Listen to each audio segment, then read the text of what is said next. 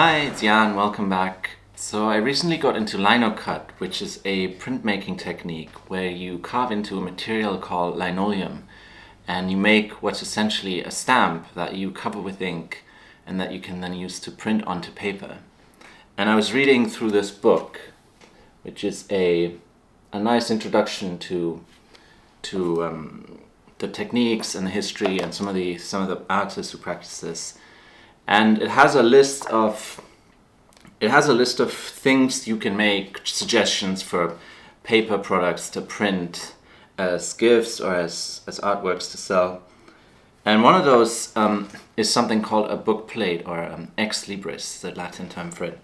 And it's basically a piece of paper with a person's name on it, and usually some kind of motif that is relevant, or that the person whose bookplate it is has some kind of relationship with. And people stick those into the front covers of books in place of writing their names in them to say that they're theirs. And I'd seen these before, but I didn't know they had this whole history and culture behind them. So, of course, I'm gonna make my own. Okay, so here are some ideas I've had around this. When I get a book, I usually write my name, the date, and the city I'm in the front cover. And I thought it'd be nice to have that on the stick as well, so it would have some animal, and my name, and the city and the date, just the year. So what I thought would be cool would be to have stickers for each year, and every year would be a different animal. And the city, I guess, would change sometimes when I move, but then I can just make a new set of book plates. And I've written down a bunch of animals I like. And the first one, luckily it's December, so that's quite convenient. I can make something for 2023. And the animals I'm going to go with is the seagull. I have this picture that I took some time ago. I quite like the small format, something like maybe this small. I don't know if that'll work because it has to fit my name. I'll see once I start cutting it how well this works. So I think I will start actually with my name because that, like I said, that needs to fit, and then I'll make the seagull scale it up and down dependently. Okay, let's do some drawing. So I start with my name because I was most concerned about making that fit. And this is the design I eventually ended up going with. I also tried stacking it all vertically, my given name, my last name, the city, and the year. But that's a design I later discarded. Then I started drawing some seagulls. The seagull head was an idea, to just have the head. It looks kind of funny, but yeah, didn't use that either. And then I went back and tried to make it smaller, but that's also not something I ended up using. I really wanted to make it small, but then when I went with the somewhat larger version and I saw the end result, I was happy with how it looked. I'm drawing this on tracing paper, so I can later flip the tracing paper when I transfer the drawing onto the linoleum. That's what I'm doing now.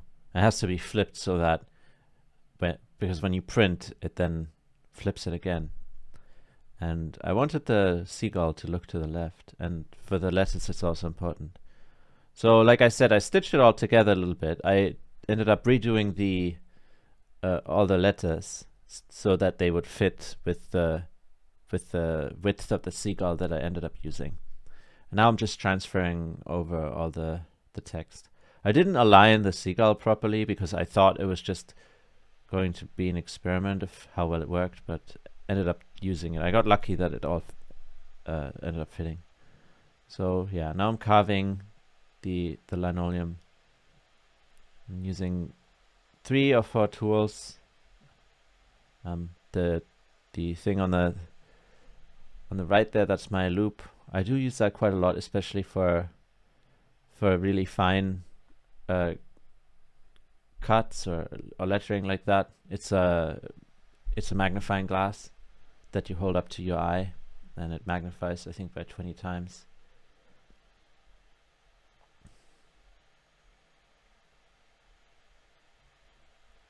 When I do these, I like to go back and forth between different parts of the cut. So I did some of the letters, and then I worked on the seagull, then I went back to the letters, just to keep it from getting too repetitive. But I do really enjoy this kind of work.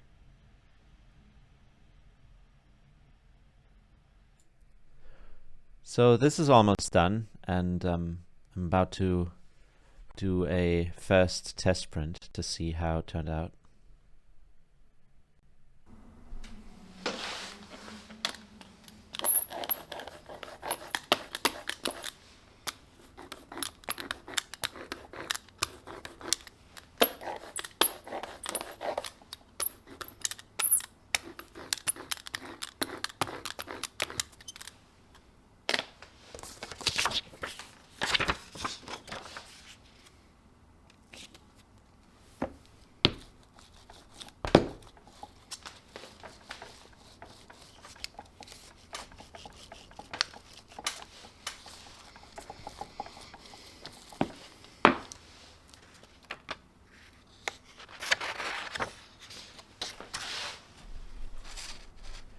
Yeah, pretty happy with that.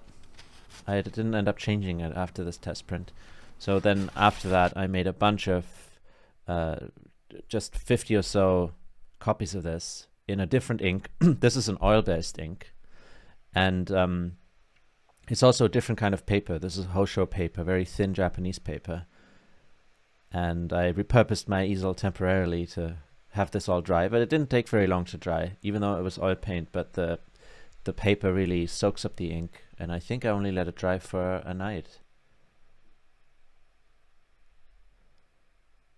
Yeah, then I cut them all to size, and that's pretty much it. There's a few green ones in between. Those are using the original water-based ink that I used to make that test print I showed you earlier.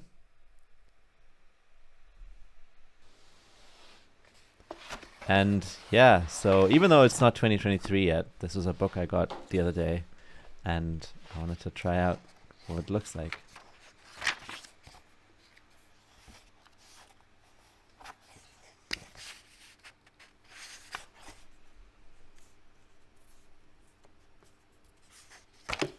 Oops.